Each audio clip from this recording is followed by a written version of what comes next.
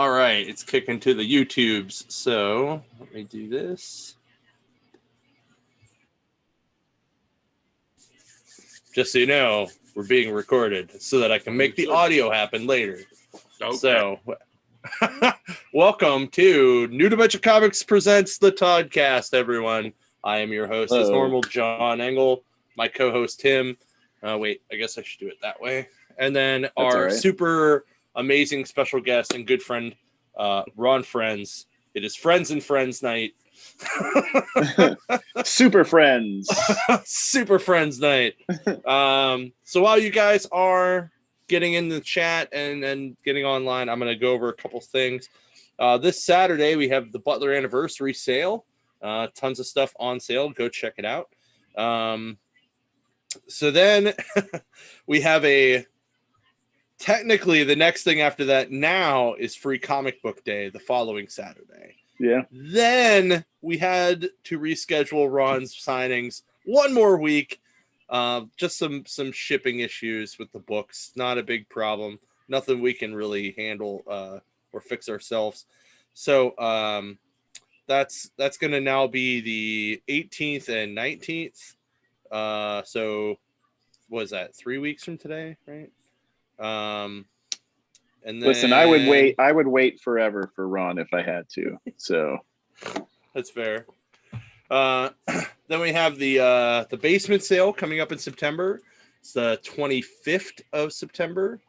Or no, it's the 19th of 18th of September, whatever that Saturday is. That sounds right. It's the one before the 25th, so that would be the 18th. Go check that out in Elwood. It'll be the last one for this year. You can do early birds. You can get your early bird. You can purchase your early bird ticket on our website at ndcomics.com. It's in the little scroller thing. And then lastly is, oh crap, I forgot what it was. Anyway, oh yeah, did you say we have oh yeah, that was it. We have our Three Rivers Light going on in October. And kind of tied in with that, something we do with Three Rivers is we do cosplay karaoke. That is coming back to the Hard Rock August 25th at 7 p.m. You can, we changed it a little bit. It is a Heroes Initiative charity event. So now instead of going there and just making a donation, it's $5 entry, plus it's a little bit more to sing. All proceeds are going to the Heroes Initiative, so check that out. And I'm going to give away some tickets to Three Rivers Comic Con 2022, but you don't know what that is yet because I haven't made that announcement. That's coming soon. So probably within the next 2 weeks, just so you guys know. Follow us on social media at 3riverscomiccon.com with the digit 3. That'll be pretty much it.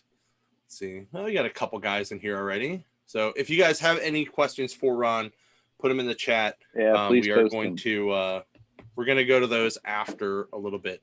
But first, we're going to let Ron talk about the new book he's got coming out. It's called Heroes Union, and it's tied to another book called Blue Baron. We're going to let him pitch all of those to you guys, since some of you probably have no idea either of those existed, but they're awesome.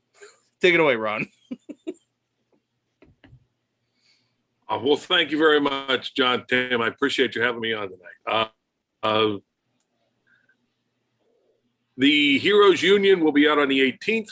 It is, it's an introduction for the people who haven't seen it before of a new superhero universe by a gentleman named Darren Henry, who has a reputation writing for sitcoms in all around the world. Actually, I mean, he actually started out as an intern on Seinfeld and has worked for Disney and a bunch of other places.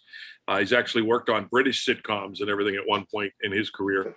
So he's now writing comics. He's a child of the 70s. So he tried to hire Sal Buscema to pencil and ink his initial efforts. And Sal, having been pretty much retired from penciling, suggested me.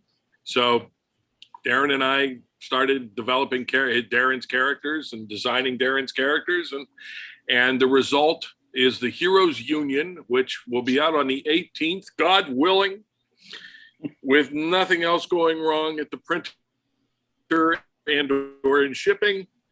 You'll see a 60-some page square-bound volume that will thrill you to your toes. It's written by Roger Stern, co-plotted by Darren and Roger Stern, penciled by me, inked by Sal Buscema and a young gentleman named Chris Nye, who came in to help us out, and colored by Glenn Whitmore, who was part of the team that did a little thing called The Death of Superman back in when was that? Late 80s, early 90s.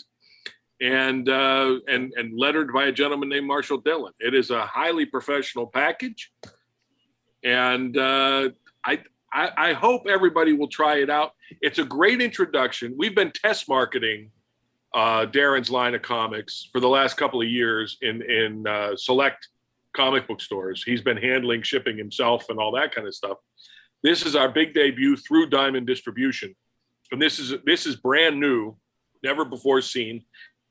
It's a great jumping on point if you haven't seen these characters before.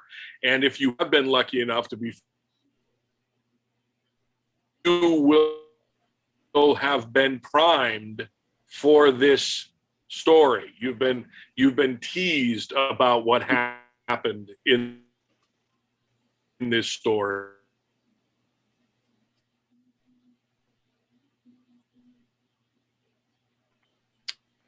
Oh no, I think we may have lost Ron again. On board and is very vocal about letting us know it is not grim and gritty. It is an all ages superhero tale of decent people trying to do the right thing. And I sincerely hope that people will join us on the journey. It is not a one shot. I'm right now working on issue 2 of Heroes Union. At the same time, I'm working on issue 4 of the Blue Baron solo title. So these books will be slowly released methodically through Diamond, and everything will be taken care of on that end as far as releasing them in an order that will make sense to everybody. But it's not a one shot. You will be in for an entire new universe of heroes and anthology titles and humor titles. And there's even a horror anthology that Darren's been working on. So mark it. Keep an eye out for binge books in your catalogs and sitcomics. The humor and some of the other anthology titles are going to be marketed through sitcomics. Awesome. That's the elevator pitch if we're going third.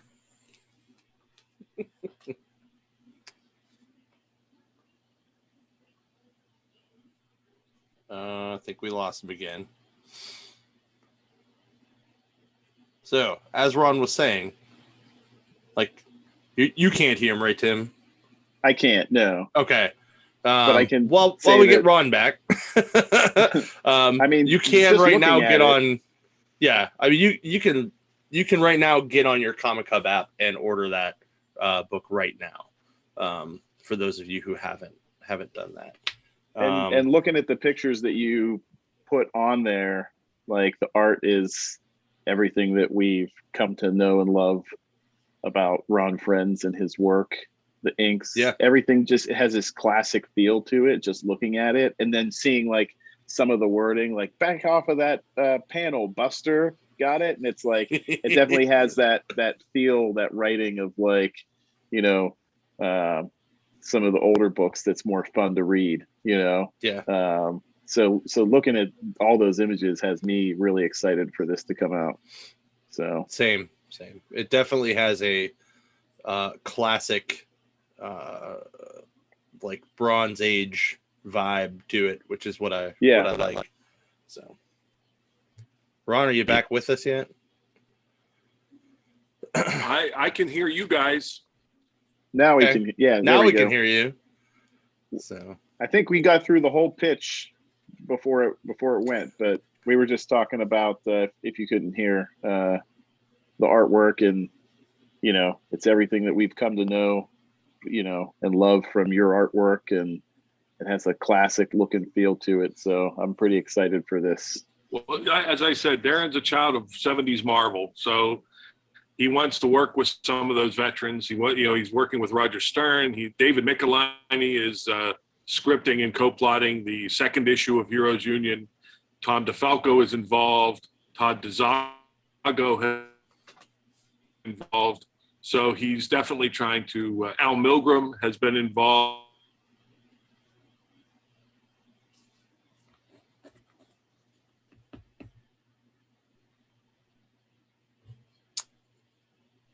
Oh no. Well, Ron did warn us that the internet he's at is a little shoddy. So that's a hell of a team though, right? Oh, that's an amazing team. So yeah. Pretty Ron, is there it looks like you're back. For your questions, I'm going to bail and I'll be back in about 10 minutes. How's that sound? And I'll have a better internet connection. Okay, we can we can cover some books and stuff. Yeah, or we'll just talk about some stuff. I'll be back with you in about 10 minutes. Thank you. All right. Guys. Okay. No yeah. All good. So it's okay though. I have a feeling a lot of people are on the HBO app watching the Suicide Squad because I'm pretty sure it's just Carl. it dropped. Yeah, it dropped today at like 6, right? 7. At 7. Okay. Yeah. So, I want to maybe in like future episodes while we're just kind of like talking, I want to maybe come up with a segment where we maybe pitch like or talk about a book that we think, hey, this is coming and this is going to be the next big book you want to read. And the reason I say that is because we are one issue away from the end of Immortal Hulk, which I don't know. They're going to have to make it this thick to wrap up that story. But when that book first came out, I was on that book and telling people to read it. And they're like, I don't really like the Hulk that much. I'm not into Hulk solo stories. And now, 50 issues later, 49 issues later, this is like one of the best Marvel books, that's going. So I'm going to be kind of sad. How's it going, Ted? I'm going to be sad to see it end, but excited because now Donny Cates is taking over. So we'll have to come up with some kind of a segment where we can talk about the books that me and you think are going to be hot, because clearly we have the good taste. Clearly. I'm just going to do trendsetters. A quick screen share here and just talk about some of the new releases for this week to kill some time from Ron. So if you've never been to our website, actually, I guess I could go back. I just went to our website here. I click shop, brings up this window. I scroll down a little bit. I'm going to click on Waterfront. And then it automatically brings you to their new releases for this week. So this is kind of cool. So obviously Action's up there. That's cool. Actually, this hasn't been updated because Amazing Fantasy was last week. Yeah. And so way to go, Action. Tim. See that? Scroll down. Oh, man. I didn't. Hold on. Wait. Let me go to the mills and see if theirs is better. There we go. Looks up to date. That's actually correct. So Basilisk. I picked up Basilisk. It's Batman this week. That's pretty sweet. Batman 89 comes out next week. So if you're a fan of the Keaton Batman, you're going to want to get that book. If you're not a fan of the Keaton Batman, then you should just run away and hide in the cave and don't talk to anybody. Curse of Man thing in the trade came out. That's cool. Yeah. Deadpool Black White Blood. I'm pretty sure my buddy Matt Horak is doing something with that. I'm pretty sure. Some of these are this week's stuff, like the Deadpool Awesome Stokes variant on that one. Lasher. I love these Elvira variants. Like, we never look at this, and I think it's just kind of fun to do this every once in a while. Is just kind of look at the weird, random, like, stuff that we get in that we don't, because we only talk about specific books. Go back up to that for a second, because I always every Elvira, every time I see those, I'm like, Elvira, who cares? But then when I saw this issue was with Vincent Price, I was like, Yeah. oh man, I'm gonna have to look through this. So Right. and I love this one. I love this. Like, I'm gonna click on it so people can see, and you can see the even bigger thing. It's the ghost of Vincent Price. Yeah. That's awesome. Like I said, I'm not a big Elvira fan, but that was enough to get me to go, I'm gonna have to check this out. Yeah. All the new Lasher, Extreme Carnage Lasher books came in. I have not been reading any of that. I hear it's all right though. You'll be able to get these. Dude, did you see these? Like, did you see these in person? Holy crap, these are awesome. These are available on Free Comic Book Day only, or at first, and they're awesome. I just thought it was cool because they were like super classic. Yep. So the Future State Wonder Woman graphic novel finally came out. That's cool. Geiger's been pretty solid for me. Yeah, Geiger continues to be good. The artwork's great. I have to get on this The Good Asian book because I have a couple people coming in and they're getting it and saying that it's really good. And looking at the artwork and the covers and stuff, I wondered, but yeah, that's one I'm gonna have to check out. So I'm excited for Green Lantern. It's been solid. So Guardians, Harley Quinn graphic novel, which was very there's that Hellions Lee Inhyuk is doing this. Yeah, dude. Look at that dragon on the holy crap jacket. Yeah. That's awesome. It's like Final Fantasy. Holy crap. Look how deep that looks, like the leather's worn. That's crazy. Yeah. And it looks stitched. Yeah. Like everything. That's some serious awesome. Final Fantasy vibes right there. Yep.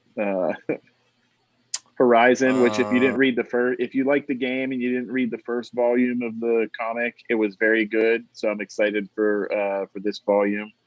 Right. Immortal Hulk. This is not the last issue, right? It's one not. More, right? Yeah, and like I said, it's gonna have to be like Encyclopedia Britannica thick for them to wrap up this story. I don't know how they're gonna do it. I love the the Cho Hulk there. Right? Is that that's the Amadeus Cho's Braun character. Nice. Remember he was the big Hulk first, and then he had some of his stuff was siphoned off and ended up becoming that character. Yeah. Oh, this Joker book looks really good. Yeah, and Chip Zdarsky, man. So Chip Zdarsky. You know it's going to be good. I like this cover for it. This one right here. Like, look how crazy that is. So,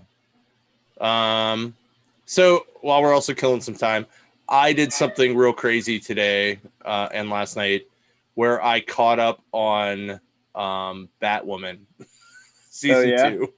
How many episodes?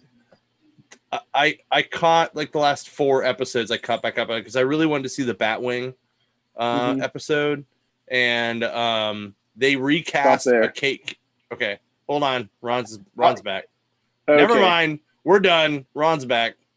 We'll talk later about it. Okay. The Me You Love in the Dark. Get it and read it. Scotty Young did it, and it's great. Okay. All right. That looks a little more streamy stable. Back in a Flash. I have a Flash book drawn by Ron Frenz. What are you talking about? We have a fill-in that's sitting in a drawer somewhere at DC. DeFalco and I did a Flash inventory that, as far as I know, has not been published yet. Inked by Danny Mickey. It's a nice little story, but as far as I know, it's sitting in a drawer somewhere. So. That's awesome. Like, that's so crazy that there's just like random backup stories just floating. It was commissioned by an editor who Brian Cunningham, who's not actually at DC anymore. So I have no idea what the status of it is or anything. It was inked and colored, and it's on a disc somewhere waiting to be published. So that's awesome. I remember the one, not not that they were very memorable, but the Wizard World Pittsburghs. It was the one where you and Pat and Tom were all there in a row, and like it was so dead. I just stood over by you guys and listened to you talk about Marvel in the 80s, and it was like the best thing in the world. Well, Marvel in the 80s was one of the best things in the world. Yeah, Marvel in the 80s and early 90s. It was a lot of fun, man. That had to be awesome. I loved it. Oh man, that's awesome. All right, so going back to your books, so obviously Heroes Union is going to be available at all of our stores. Yep. As soon as it kicks in, they can pre-order it now through the Comic Hub app. Yep. Are people going to be able to then get the earlier issues of Blue Baron through Diamond? Okay, everything's going to be re-released. You will know it's the new release, and if you have the Blue Baron titles now, you'll be able to tell from the covers and everything that if you already have it. It is going to be through Diamond. It's going to be retitled The Unbeatable Blue Baron. So the logo will be slightly different, and I believe that all of the titles coming through Diamond are going to be square bound, 60-some pages square bound, which will also make them different from the test marketing stuff. So we're not trying to fool anybody. The Blue Baron will be out in the next couple of months. I believe it's going to be out for November, and it's got the same cover as the test marketing did. Sal Buscema penciled and inked the cover. But it will have a new logo that says The Unbeatable Blue Baron. And if you have Blue Baron #1, that's what it is. There may be some slightly different editorial content, but we're not trying to sell you something twice that you already have. But yeah, there are going to be repeat titles, of course. Right. Because this is now our chance to get the stuff that was test marketed now in front of the much broader audience, available through Diamond Distribution and your fine comic shops everywhere. I mean, I know you guys were even selling the Blue Baron test marketing, weren't you? Yeah. At least for the first 2 issues, I think. I think somewhere we, 3 didn't quite, something happened around 3 that we didn't quite get them in. Oh, that was the best one. But they're going to be re-released, so I'm going to totally pick that up. It's going to be great. It's going to be great. In fact, I'm not sure exactly what the release schedule is going to be, because story-wise, you're going to kind of need to read Blue Baron #3 before you read Heroes Union #2. So I'm assuming that all of that's going to be taken into account in the way things are going to be released through Diamond. Right. But, that's at a higher pay grade than me. So I don't know exactly who's going to be making those decisions and how they're going to be played out. But yeah. That's awesome. Oh, man. No, we're really excited about it. Like we were just saying while we were killing time, we were talking a little bit about the art that you sent, the couple pages, and how it felt very much so like Bronze Age comics and early modern age comics, that late 80s or that 80s kind of vibe. And that's definitely what Darren's going for. And when he contacted me about developing this stuff, it's in my wheelhouse. I grew up in my theory is that the comics that were being published when you discovered comics are the comics that are always going to be the ones that grab you. They're always going to be the ones that you're going to think that's what a real comic is, right? Mm-hmm. So the young guys that are discovering it, and women who are discovering it now, they're always going to love really slowly paced things that are all being done for the trade paperback with long scenes of people standing and talking to each other. I grew up when I discovered comics in the late 60s and early 70s. So I love the bombastic Marvel stuff. If you remember my run on Thor in the late 80s, I was doing my own cover copy. Ralph Macchio liked my cover copy. So we were doing very Stan Lee, bombastic, cover copy, and Tom DeFalco and I always loved those kinds of things. So we were always trying to keep that Marvel sensibility alive, and some people liked it, some people didn't. Darren is very much, like I said, a child of the early 70s Marvel, and he loved the Sal Buscema's Hulk and all that kind of stuff. So he's contacting those people that he remembers. I mean, he has like Ron Wilson has done a cover or two for us, and so Darren is indulging himself and trying to work with people that he admired and create a vibe very much of that. But see, the thing is, like, he's got Craig Rousseau doing a book called Startup solo title, and Craig is not. He has a very distinct style of his own. It has more of an animation, cartoony type style to it, and it's very unique and unto itself. So it's not like all these books are going to be, looking like Sal Buscema and I did them. They're not. I mean, they're all going to have very distinct looks. Darren's writing himself has he has a very modern voice. So a lot of it is, yes, it's going to be traditional superheroes, but there's going to be a twist. In almost every title, there is some twist that you're not expecting and something you haven't seen before, which is why I'm so enthusiastic about being a part of it, because it's what I like about it is that it's not grim and gritty and it is all ages. But there's nothing about it that, it's only if you're 40 plus that you're going to enjoy these books at all. Right. I mean, he actually is enlisting his kids into creating characters and writing short stories and things. Oh, wow, that's awesome. So there's literally something for all ages in the course of these books, because even these shorter 1-page bits or 2 or 3 page bits that he's doing will be interspersed between the other titles. And it really is kind of like a house party type of a vibe, that you're going to get some interaction on an editorial page, and there's going to be letter columns, and there's going to be that kind of vibe that if you were around in the 70s and 80s, I think you'll get a kick out of it for that reason. But I think it's going to be fresh treatments of characters that I think young people are going to really enjoy it too. You may actually find a new favorite character in the midst of all of these stories and characters that are going on. I know I have, to a certain degree. So, of course, they're all my kids. It would be wrong for me to pick one. Yeah, that's always got to be weird, because I know at one point a couple years ago I even asked you, like, what project was your favorite, and you were like, they're all my kids, I can't pick one. And I was like, it's tough. It really is tough. Yeah.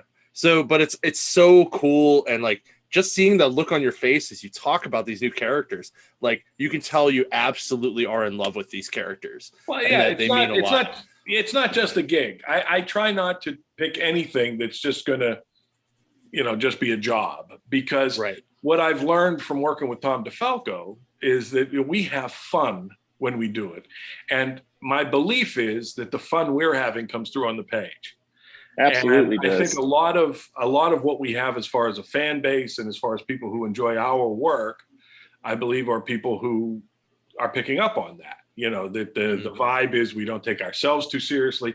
We take the characters seriously, but we don't take ourselves too seriously. And we're here to have some fun and to entertain you for 20 minutes or however long it takes to read this thing, And so I try not to sign on for a project where I don't have the same feeling. And, so I've been fortunate where I've never really caught myself just shoveling, just making a job of it. And this is definitely one of those cases where, I honestly do think if you enjoy the Marvel movies, if you enjoy, the general Marvel tenor of like the 70s, you're going to find something you enjoy in this book. And if nothing else, I mean, this is my sale line. It's, if nothing else, even if you end up not loving it, you're going to get 60 some pages of professionally produced superhero comics.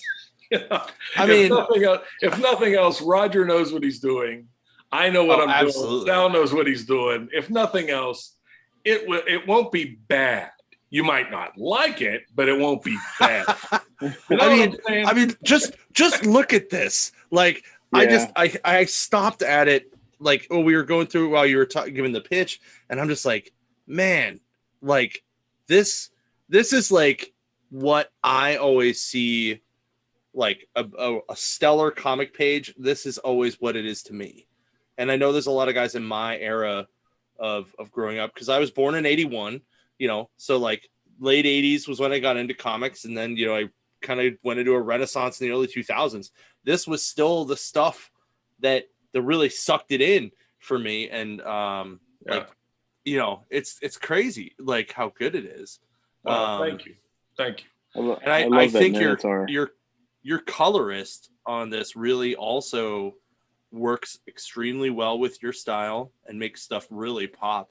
Like, Glenn did a lot of, he's been there for a lot of really important stories over the last 15, 20 years, and does really, really solid work. I'm happy to be working with him, and he's a total pro. Which is kind of ties into what I was half jokingly saying before, is he's a complete pro, because when he sends me the pages, if I have those little things that only the penciler notices, where, oh, that little corner there, that's supposed to be dark blue, not, that kind of thing.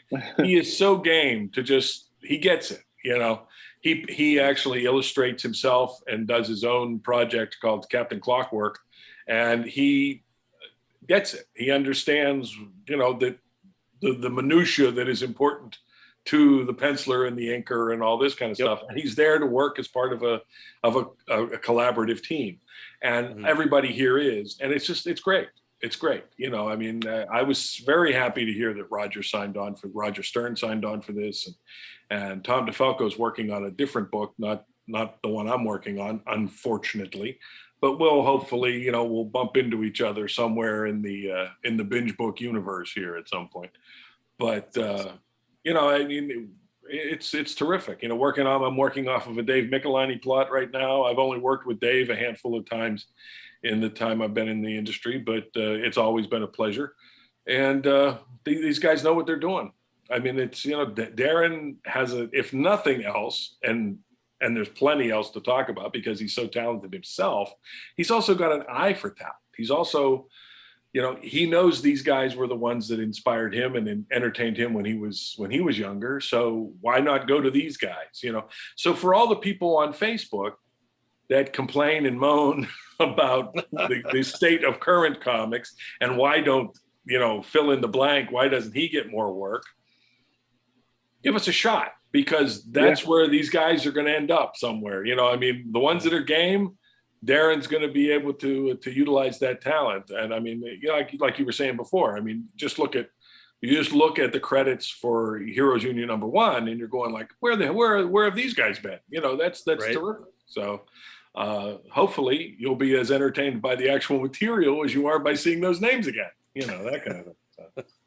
Well, as a local Pittsburgher, we do get a lot of people that ask what you're working on all the time. So as if we would know anyway, it's just like, I'm just like, I don't know, follow them on social media. You'll probably find out faster than I will.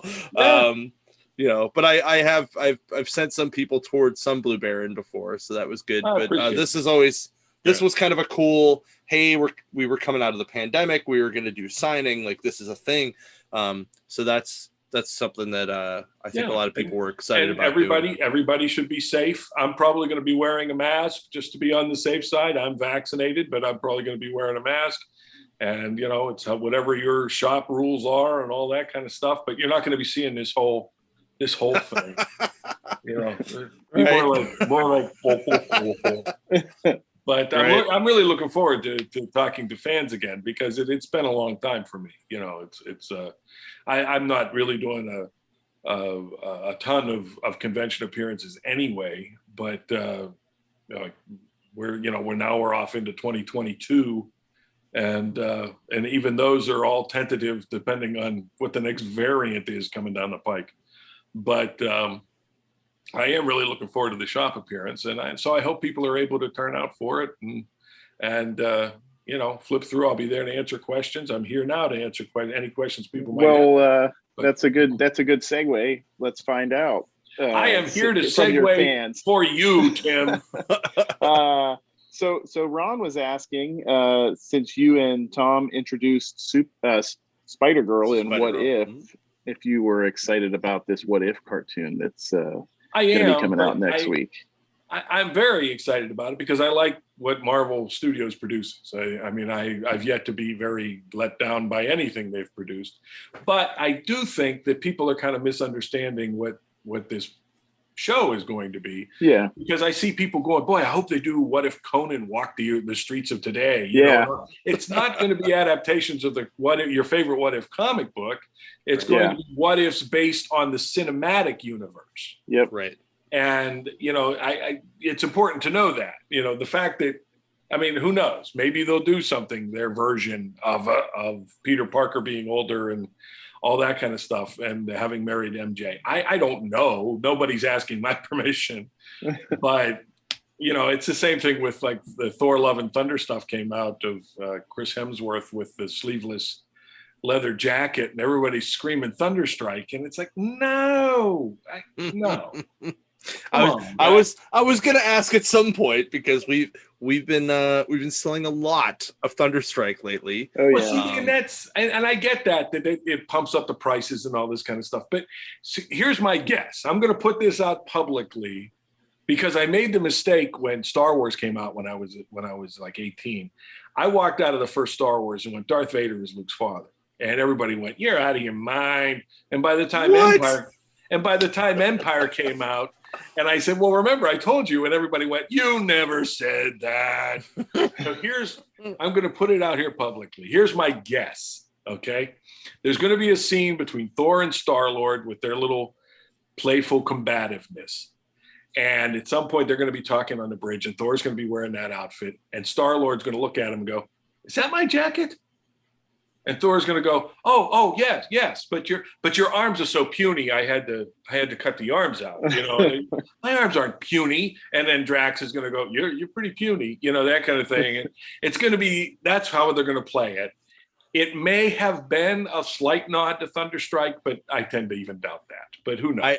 I think it would be absolutely hilarious if during that little bit of a quip, that Star-Lord or someone just randomly calls him Thunderstrike. Right.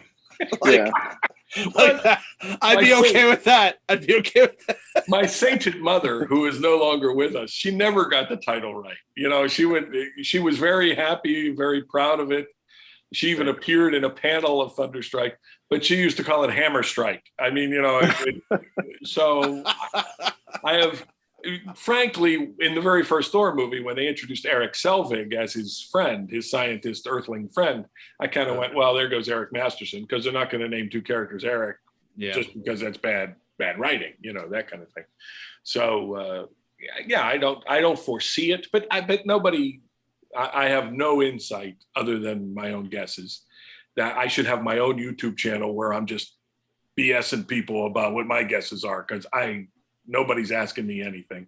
Well, I mean, we could even see, it's even possible that we may even see a Thunderstrike in like Multiverse of Madness. We could see the kid version which by the way was hilarious, watching him go through all those different outfits in the mini series you guys did when you did that. That was so awesome. Like the super crazy punk version was like my favorite one. Well, that's the thing, because he is so rooted in what was going on in the 90s. Yeah. That, one of the looks we wanted to do. And unfortunately, what's interesting is real hardcore comics fans are not really trained to have much of a sense of humor about themselves. Because we're still kind of a niche genre. Yeah. They're trained to be defensive about what they love, right?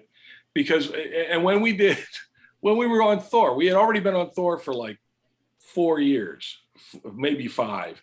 And then Eric took over, and we did that No More Mr. Nice God cover where we kind of did a spoof of Image stuff and everything.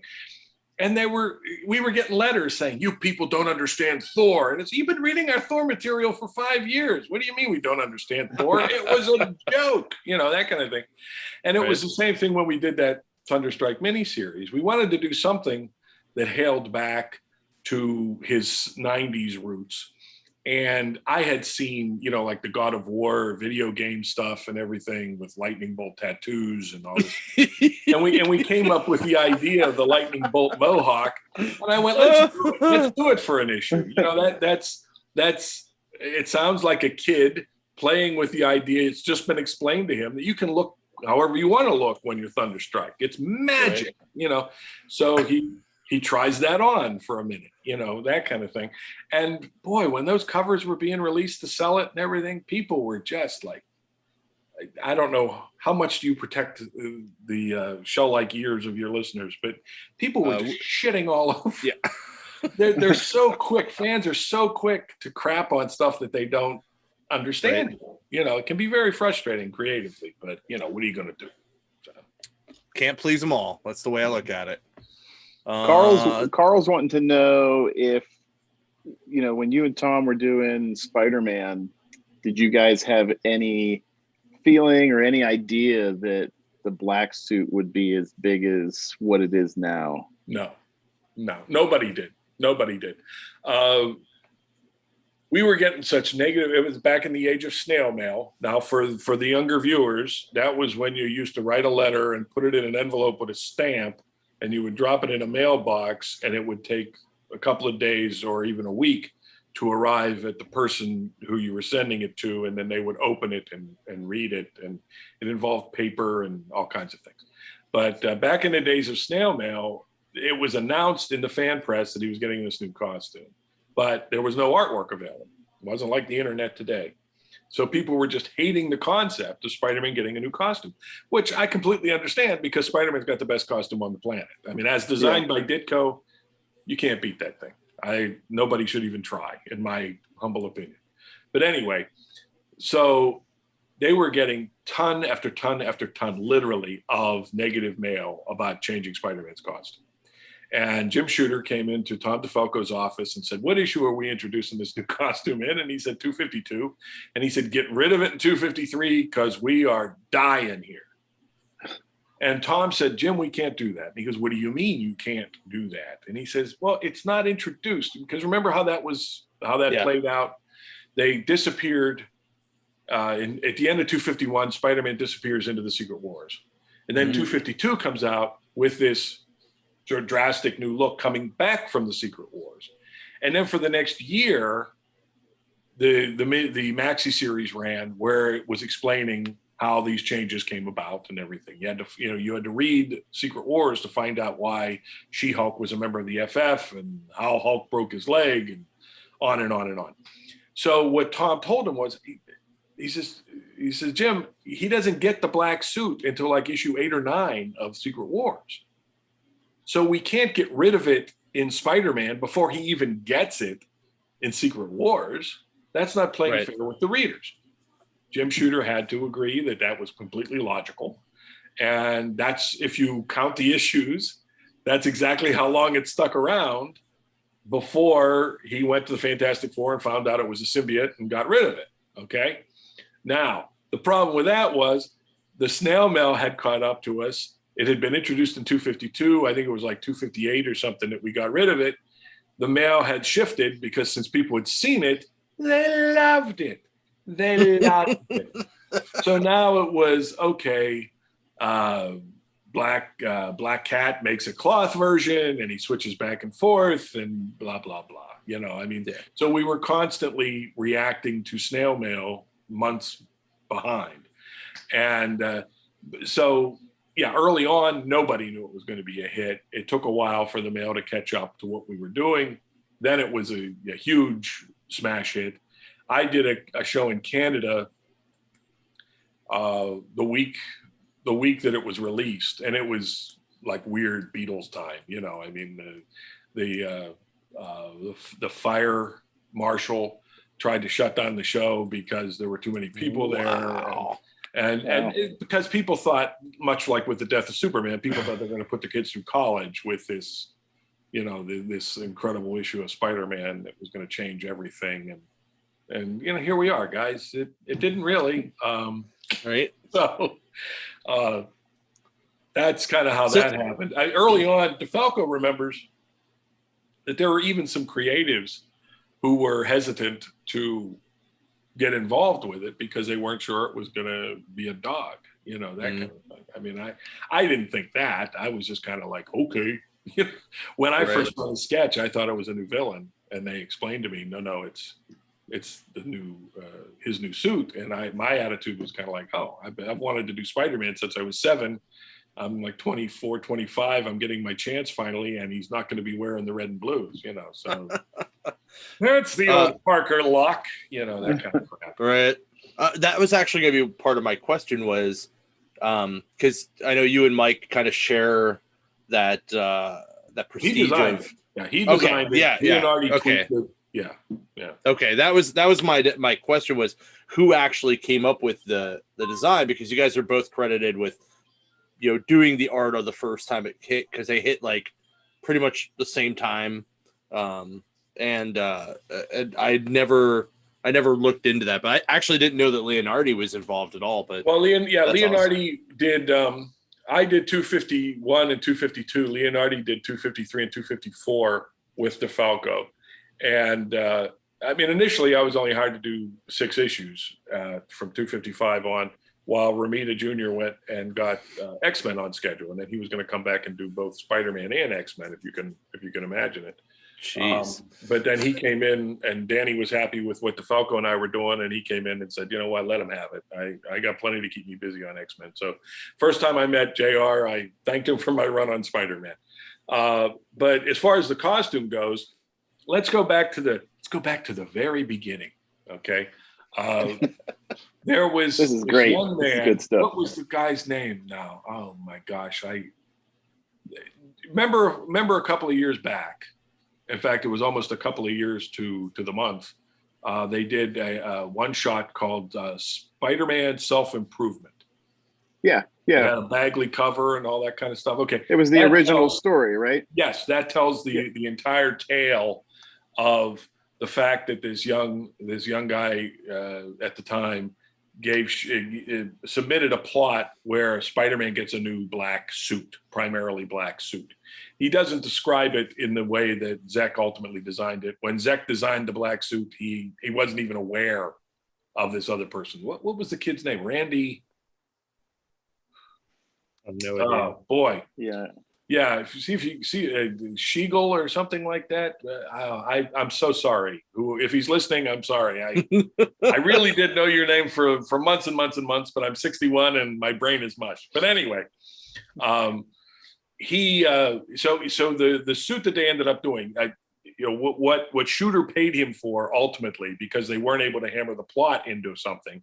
So ultimately what Shooter paid him for was the idea of Spider-Man with a black costume, period. So he pulled that out of his file when Secret Wars was going on and we were looking for something something different to do. And he presented the idea to Mike Zeck, and Mike Zeck, along with Shooter, I assume, designed the black costume. When in the initial designs of Mike Zeck's, the legs came out and just had like one break. Okay. What Leonardi brought to it during the development phase as he was doing his issues is he brought in the second break to kind of make it look more like legs, to make it look more organic. And it worked. It worked really well. Yeah. So that's what they went with. That's why Leonardi should get a little nod in there too. But yeah, I had nothing to do with designing it, but I get a lot of credit for being the first. My cover was the first one to feature it. But on that, I also get a lot of credit for Hobgoblin, and I had nothing to do with designing Hobgoblin. That was Stern and Romita Jr. I just apparently have probably done more commissions of him than any other 12 pencilers on the planet. But we did do a lot of work with the character, so fair is fair, I guess. But what was the original question? Yes, I did not develop it. Zek did, along with Leonardi. The end. Right. The original question was if you knew it was going to be a big thing, which we already. And then I kind of nobody knew that. So. Nobody knew that. It was very organic. A lot of people. I just recently did a Facebook post about the fact that Danny Fingeroth was the editor when the black costume finally hit. But by the time it had all played out, Danny had moved on, and Jim Owsley was our editor on Spider-Man. And he had come to the conclusion somehow that to keep Spider-Man's numbers up, we should give him a new costume like every year and a half. And he had me do designs, and ultimately the one he picked was the black costume but with red instead of blue highlights, and I put underarm webbing on it. And after a whole bunch of other designs, that's what he decided that was going to be the next suit. Now, that never happened because the book went through a whole bunch of personnel changes. I mean, we went through a period of complete upheaval, but so it never happened. But yeah, some people, they think now about costume changes as being very cynical sales ploys and all that kind of stuff. This was pretty much before all of that. Maybe it might have even been the root of a lot of that. I don't know, but it certainly wasn't, wasn't at the time something that was a guaranteed sales bump. It was a phenomenon. Right. And, probably it was responsible for like Superman's big costume change. And that wasn't my idea either. So I just always happened to be sitting in the car with the engine running. I'm the getaway driver. I was going to say, were they like, well, you know what? We're going to switch up Superman. Who does that well? Ron. No, it was nothing like that. We were all invited to submit designs. I think the reason they picked mine, there were two reasons they picked mine. One was I messed with the S. I made the S look like a lightning bolt. And the other one was, for years, Glenn Whitmore, who is the colorist on Heroes Union, had been going to the Superman summits and going, let's do a new version of Superman Red, Superman Blue. So when they saw my design was all blue, they went, you know what? If we pick this one, we can finally do Superman Red, Superman Blue, and Glenn will stop asking about it. So I think those are the two reasons they picked my design. So nice, which is very cool, and it's been a lot of neat action figures and a lot of wonderful jokes from Joe Jusko going, Super Krista Yamaguchi man, that kind of All right, we have another question that I'm gonna read it verbatim, and then I'm gonna kind of twist it a bit too, because it kind of goes into something we normally ask people. So it's, what artists influence you, and are you are there any current or up and coming artists that you're excited about? So there's that part, and then the other part is, we like to call it the origin story. Yeah. So this is kind of origin story-esque anyway. The origin story is, how did you get into comics, into the industry? Like, how did you get into the industry? Like, what brought you into there? So that's where the other half of that artist that influenced you probably will come in anyway. Sure. Well, I mean, I kind of feel like anybody that's watching us right now can kind of say, okay, all together now, class. Jack Kirby, John Buscema, Sal Buscema, and John Romita. I mean, that's not really a big secret. That those were the guys I grew up loving, and Ditko's in there too, especially when you're studying, when you're awarded the Spider-Man series, you study Ditko. When you're awarded the Thor series, you study Kirby, things like that. But those guys are the Buscemas and Romita were the cornerstone of the artwork that I always loved.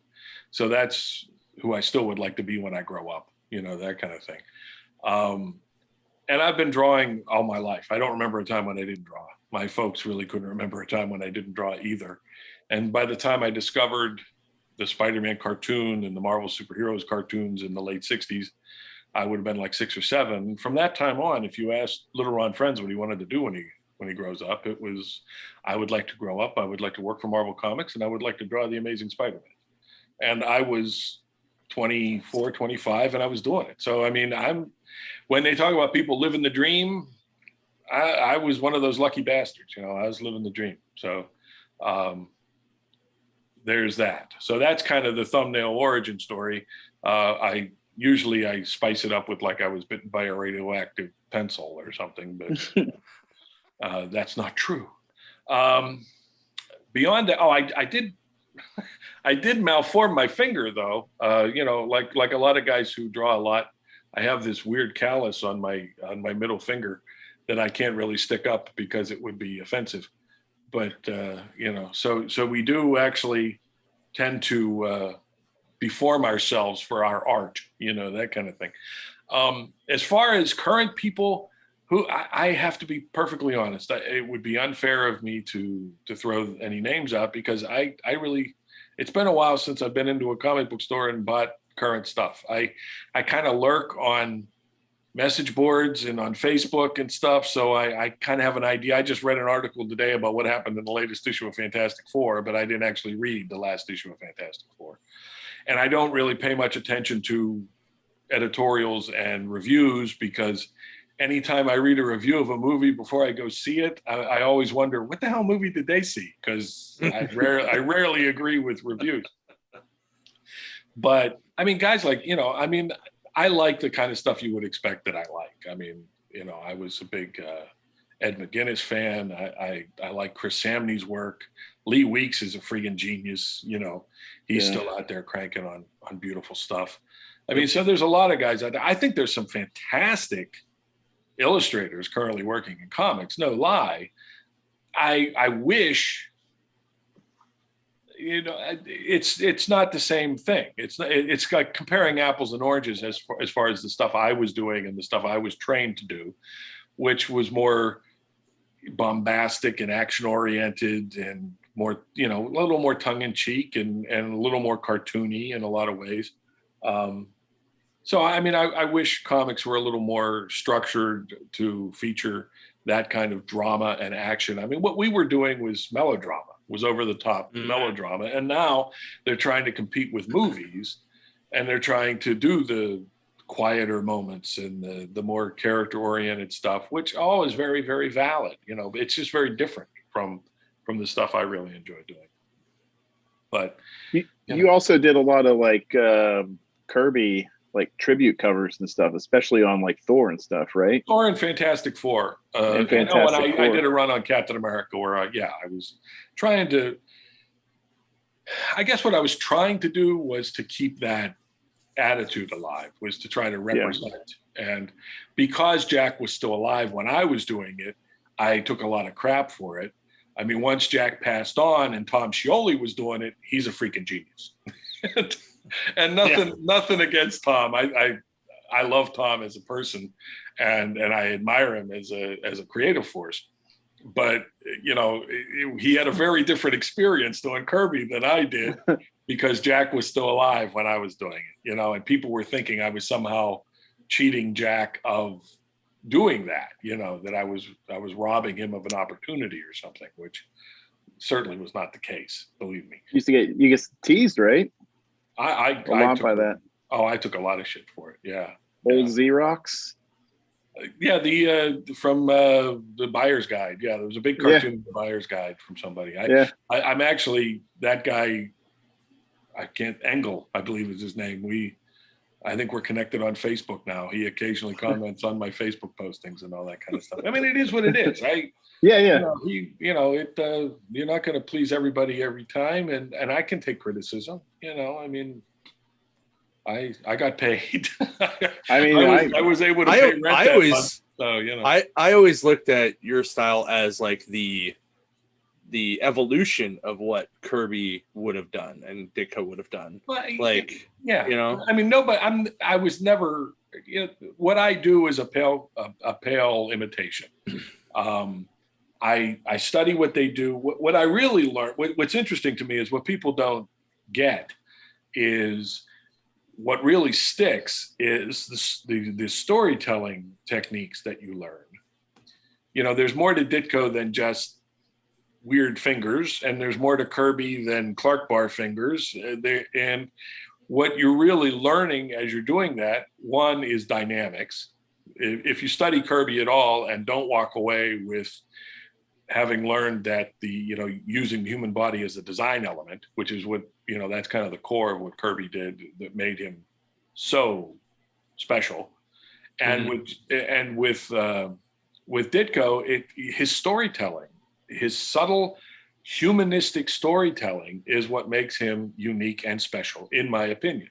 And those are the things that I learned. I mean, on Spider-Man, you tell deeply personal and human stories using sometimes nine panels on a page with oh, hold on, my bad sorry. That's gonna be awesome. I'm gonna have to splice these together later. Well, there's a 40-minute rule right. Anyway, and with Kirby, you're working in CinemaScope. It's widescreen, huge drama and splash pages and double splash pages and things like that, and the human body as a design element. And once you get Kirby is not just doing squiggles on legs that don't mean anything. All of those squiggles started out as dynamic representations of muscle groups. So when you get it, you get it. And if you don't get it, it kind of shows, that kind of thing. And I don't pretend to be an expert on Kirby and or Ditko at all. I mean, I've been invited a few times to speak, and it was ridiculous because I was on a podcast and they wanted me to speak about Ditko, and all I could say is, I think he was a genius. I think he was incredible. How do you think he would feel about what you're doing? I said, I think he would hate it. I think Ditko and Kirby, seriously. I mean, when I do a Kirby piece and people go, boy, Jack would love that. No, he wouldn't. Jack loved individualism and creativity. He would, when I met Steve Ditko briefly in Archie Goodwin's office at Marvel, he was doing it was a backup in Coyote. What was it called? The Gin or something like that. Yeah. And he walked in to turn in some artwork. I was standing there because I knew Joe Duffy really well. We worked together on Star Wars, but I was working on Spider-Man at the time. And Archie being Archie, he said, Steve, I want you to meet somebody. This is Ron Frenz. He's on Spider-Man these days. They're making him do you. And I just, I was embarrassed and tongue-tied, and I went, well, they're not making me, sir, of course. And I shook his hand and all this kind of, and all he said, he looked at me very compassionately and he just went, shame on them. And shook my hand and completed his conversation with Archie and left, and now people go, what did he look like? Did he look like Mr. A? All this kind of stuff. And it's silliness. But, these guys were the epitome of creatives. I mean, they were always looking to tread new ground.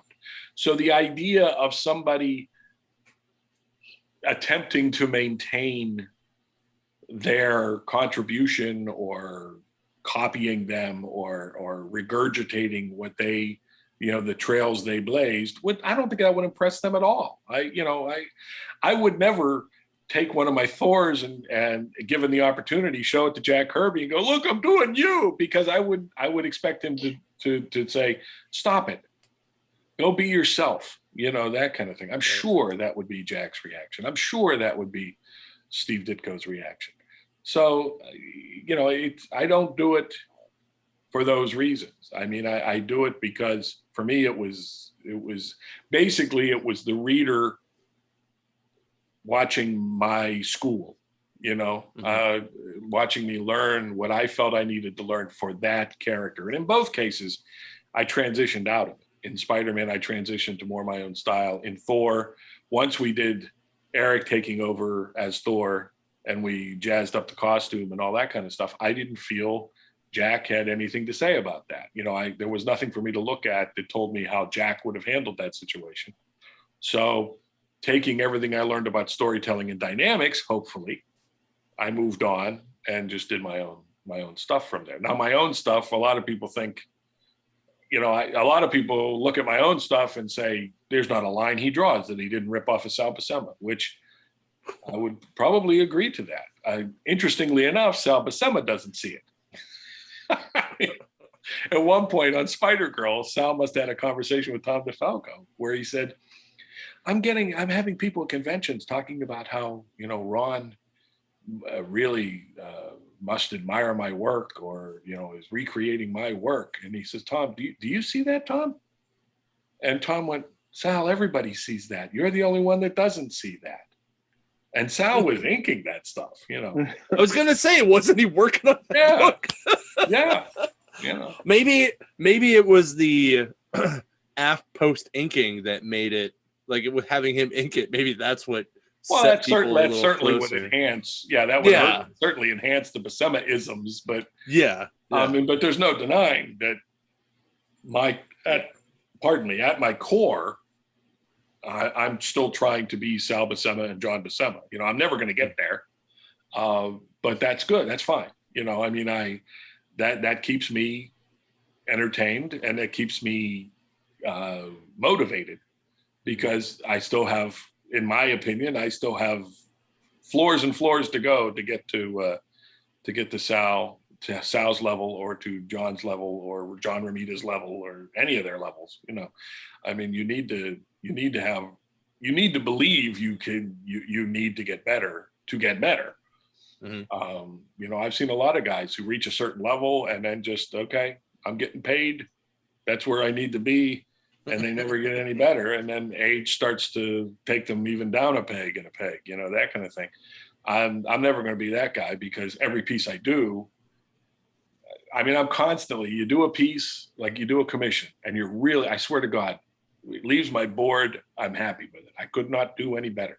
I post it on Facebook, and a week later, I'm looking at it, I'm going, oh man, that foot looks like hell. Oh my gosh, I can't believe that. And then of course, I have people like Brett Breeding in my life, you know, anchor extraordinaire, and he'll always be there to point out, you know that hand's too big, right? You know, you drew that, you know, and it's like, I know, leave me alone, you know, that kind of thing.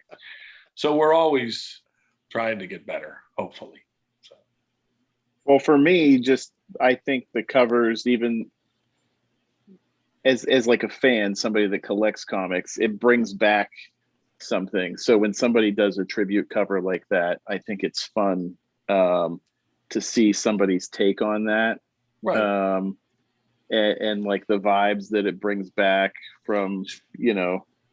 Tim, that's actually the point I always make about when I actually do a swipe, because, you know, I know there's entire websites and Facebook pages for swipe files, you know, and all this kind of stuff. And half the time they're wrong anyway. But what I find interesting is I can't speak for anybody else that does swipes, but when I do a swipe, I want you to recognize it for the same reason you were just saying, Tim. You know, it becomes it's like a communal experience. You know, one time in Spider-Man, I used that Ditko shot of him swinging that they used to do freeze frame on the old cartoon, where they would just have him go like right towards the camera and everything. I wasn't going to try to fool anybody. I was hoping everybody would recognize it. You know, anytime I swiped Kirby or Ditko or any of those guys, I'm hoping that if you recognize it, it makes you smile and it makes you feel like, look, I'm home. You know, that that really truly is the case. I mean, because I don't think there's any other way to look at it. I mean, these days with the internet and everything, if somebody's looking to fool you, I'm going to be doing a Facebook post coming up here in the next couple of weeks. I have it all set up where I did the cover to Thor 400. And you mean this one? Yes. I just sent that to John. Yeah. And people are used to saying that is a swipe of his first appearance, right? It's not. I'm going to do a post where I'm going to show you the panel that I swiped for that cover that had nothing to do with that issue of Thor. I don't know how anybody could look at those two positions and say that that's a swipe. That's not this is a one-hand throw or one-hand swing. Right. This is a two-hand swing with bad guys all around. Right. Like his whole body's like in the wrong position. No, and when I show you the panel that I ripped off, you're gonna go, oh, that's a swipe. You know, it's ridiculous. I mean, I laughed at that one for years but then there's also these people who consider that a swipe is if there's because there's like a sequence in a Defenders where the Hulk punches the ground and throws Thor into the air, and he lands and has to get up and face Hulk again, okay? And then there's an old issue of Thor where Durok the Demolisher punches the ground and knocks Thor off his feet, and he has to get up and face him again. And people are saying, well, that's a swipe. I said, that's not a swipe. That's two people doing the same bit. And it's not even, but that doesn't mean that, Sal had that John page in front of him when he did it. That's nuts, that kind of thing.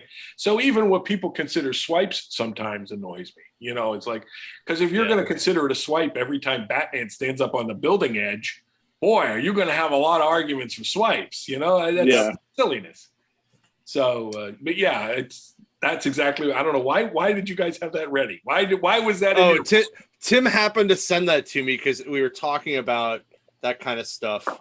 and he must have found it. I'm really good at navigating these comments and the internet while we're talking. It's So- one of those things. It's one of those Yeah. things that I've seen that on different websites for years now, and I'm like, they're nuts. That's not no, that's not what I stole. Yes, I shamelessly stole a Kirby shot, but not that one. You know that. Well, so I'm a big Gil Kane fan, and I've noticed where he almost rips himself off from his Green Lantern stuff to his Spider-Man stuff. Like same poses, almost same buildings in the background, and I'm just like, so is it bad if you rip yourself off? Like, I hope not. I hope not. I know how to do this pose easily. Yeah, Bam. exactly. You know, I mean, some of us are just at some point we're Yeah. going to have, we're going to start repeating ourselves. I mean, that's just, I don't know whether that comes with dementia or whether it just comes with laziness or whether it comes from exhaustion, but sooner or later it's going to happen to all of us, which kind of ties into one of the things creatively with Blue Baron and Heroes Union, is that Darren creating these characters has been a lot of fun with Darren, because he sends me all this disparate reference from the internet and asks me to try to piece it all together to make a new character, right? And that keeps me from every character looking the same, you know, I mean, because you can see the same design elements, like in a John Byrne character, you can kind of see, you know, John designs characters a certain way, blah, blah, blah, you know, anybody is like that.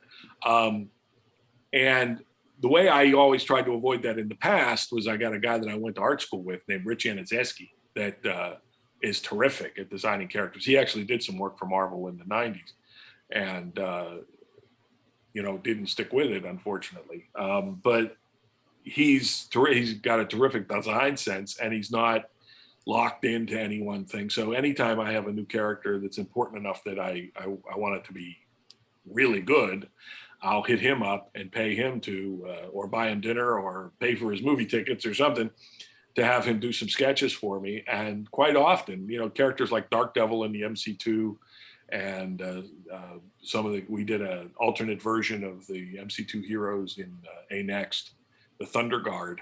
And a lot of those designs were, you know, right out of his sketchbook that he contributed to making awesome. those characters look cool, you know. And you know, it's being honest with myself, you know, sooner or later, everything's going to start looking the same, you know. That's why I don't consider myself a writer, because, you know, if I were left to dialogue things myself, within 3 issues, everybody would start repeating themselves, you know. I mean, probably within an issue, you would have people repeating themselves. So I'm not a professional writer, you know. It's awesome. Carl brought up a good point too, because about McFarlane. If that's bad, then he's in trouble, because that Spider-Man 300, you know, cover, he uses that. Man. Well, that's the thing. everything. I just did a post on my Facebook page 3 weeks ago, maybe a week ago now, where I found an old Xerox of my pencils from an issue of Marvel Team Up, where early on Danny Fingeroth had asked me to redraw the figure because he felt it had kind of stretched, you know, the physicality too far. And when I looked at it, I was shocked, because it actually kind of looked like that 300 cover that has become so iconic. Yeah. Because believe me, working on Spider-Man was a completely different experience pre-McFarlane and post-McFarlane. When I did The Kid Who Collects Spider-Man, which was pre-McFarlane, and I brought back the Ditko webbing to the degree of actually having them reversed on some of the shots of his mask and all this kind of stuff, you know, Danny Fingeroth considered changing it, considered having the inker fix it, and didn't. And I give him a lot of credit for that.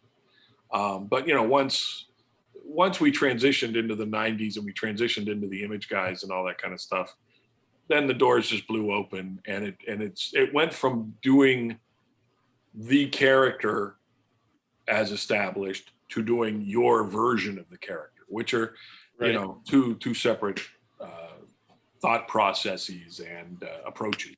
So, Jeez. So, oh, that's funny. Anyway, sorry, my wife sent me a picture of my dog sitting at the bottom of the basement steps, or the steps to the upstairs where I'm at, and he's just like waiting to come up. Is Dad up there? And he just finally came upstairs. So I just hope he doesn't randomly go pee in the guest room. That'd be bad. So Wow. he's had some issues. Treasure every moment, John.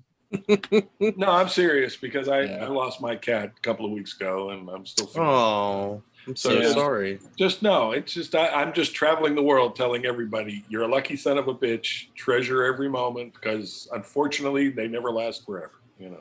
I tell people memories will. You'll never. They're in your life for a brief moment, but you're in their life forever, and that's how I try to approach. It's an incredible thing. I mean, my cat was a stray, and that kind of picked me. When she became a house cat basically. The woman that used to live downstairs from me had her kids brought it in, and named it Sprinkles, and she kind of had to run to the house. We were kind of like a commune for a while. We left our doors open, and she was welcome both places and had all that. They moved. Right. And she, at that point, was spending most of her time up with me on the second floor. So when they moved, they left her with me.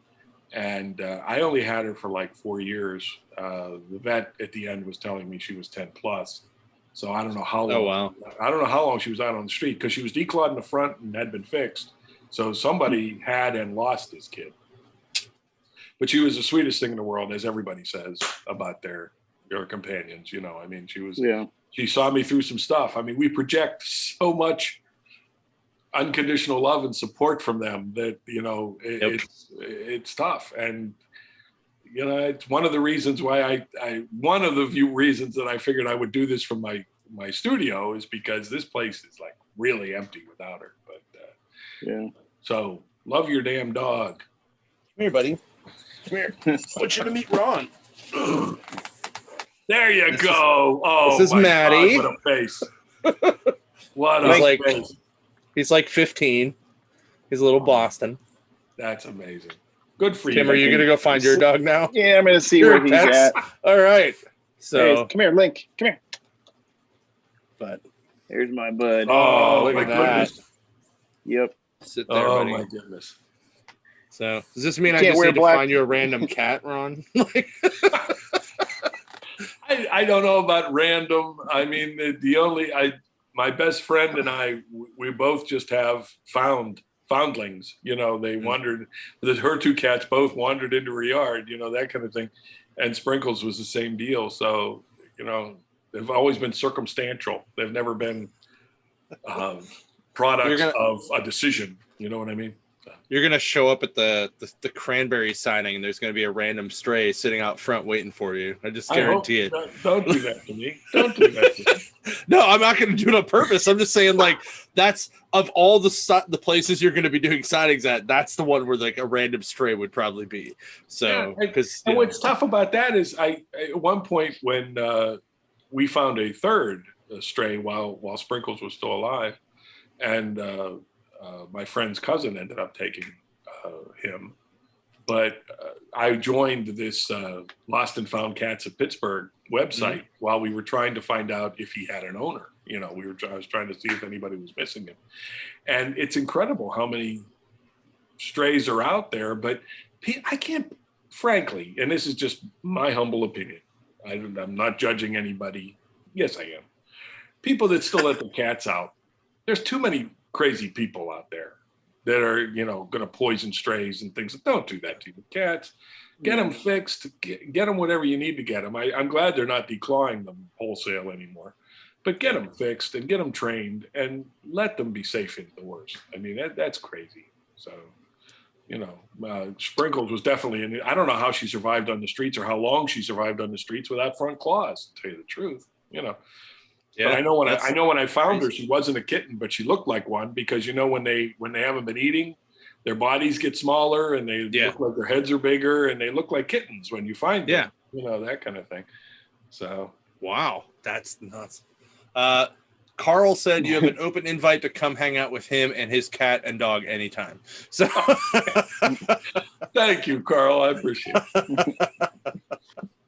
Jeez. I'm trying to think if there's anything else I wanted to talk to you about. Oh, come on. Oh, there's so much. Like, I don't think I actually got to ever ask you. Like, so when Ant-Man came out and Hope was in there and you got your credit on the screen, which I did see. Yeah. Like, were you and Tom like just like cloud nining it? Like, holy crap, one of our guys made it to the screen? Or was it kind of like, I like what they did with the character, blah, blah, blah. This was a great casting. Da, da, da, da, da. Like, Probably a little bit of both. Probably more B, unfortunately. Yeah.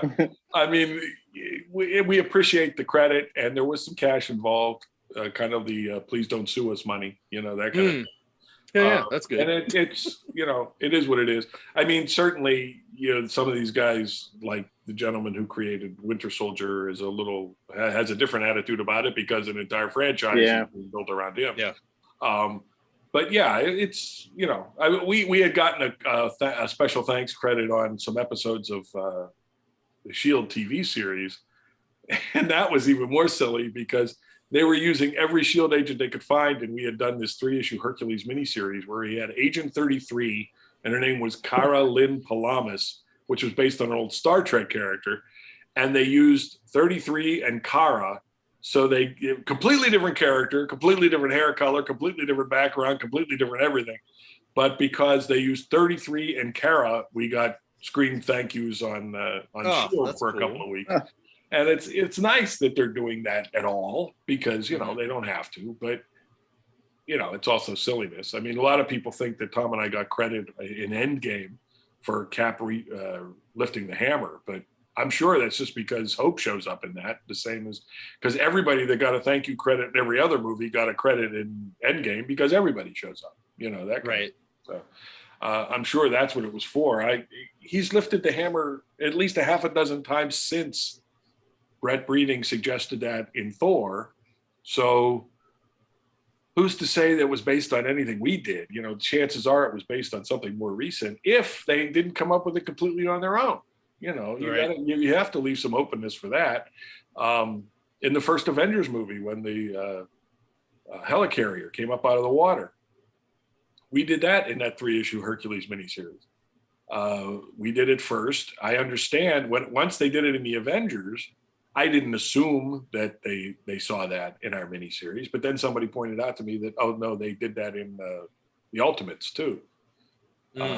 Once they developed the Ultimate series, they must have done a helicarrier lifting out of the water. And, all I can say is great minds think alike because, I've loved the helicarrier since it first appeared.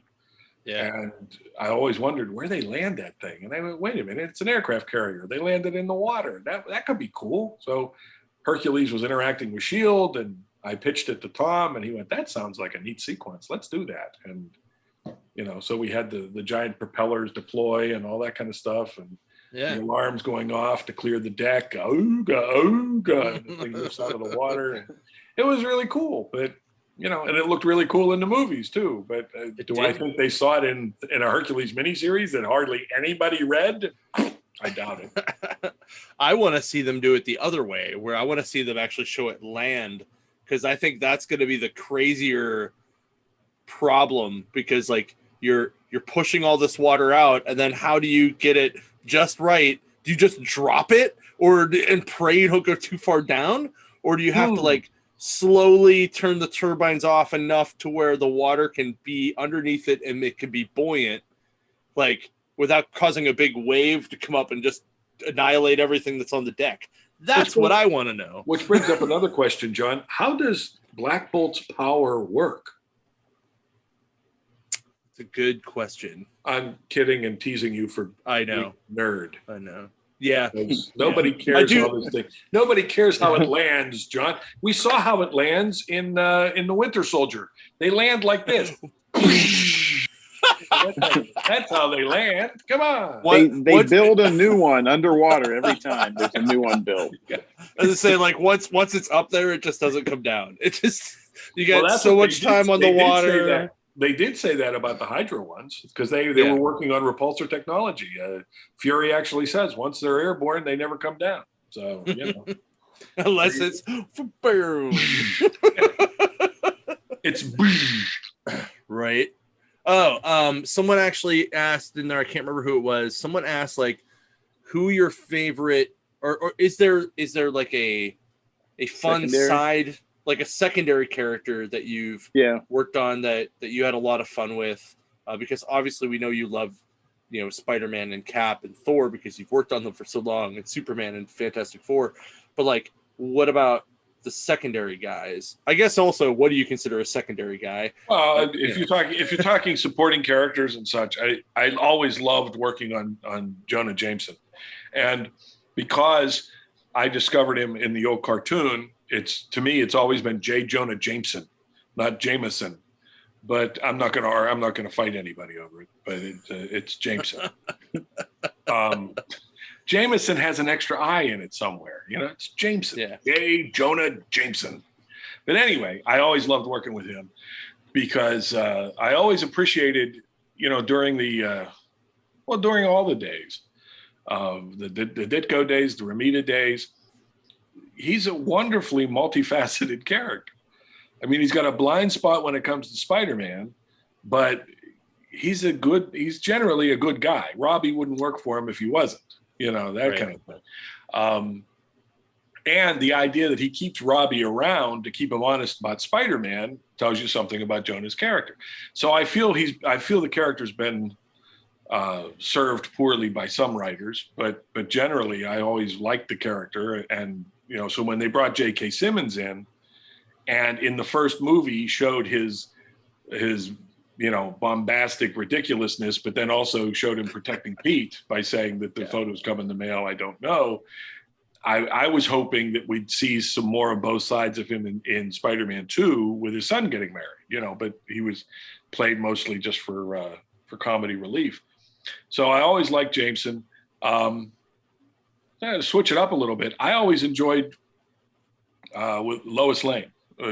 Drawing Lois Lane and contributing a little bit to who I see the character as being just by background stuff, because I always saw her as a sugary cereal and coffee girl for breakfast, and being more the male in a relationship, where Clark has super speed, let him make dinner, that kind of thing. Or she'd let him come clean home. Up the house. Or she'd come home in the midst of a story and just, bring takeout, that kind of thing. Yeah. So I always kind of enjoyed working with that character and trying to get a sense of who she was in my head, appearance-wise, but also attitude-wise. In fact, what they're doing on Superman and Lois right now, it cleaves very closely to the way I always saw the character. I think they're doing a wonderful job with those characters there.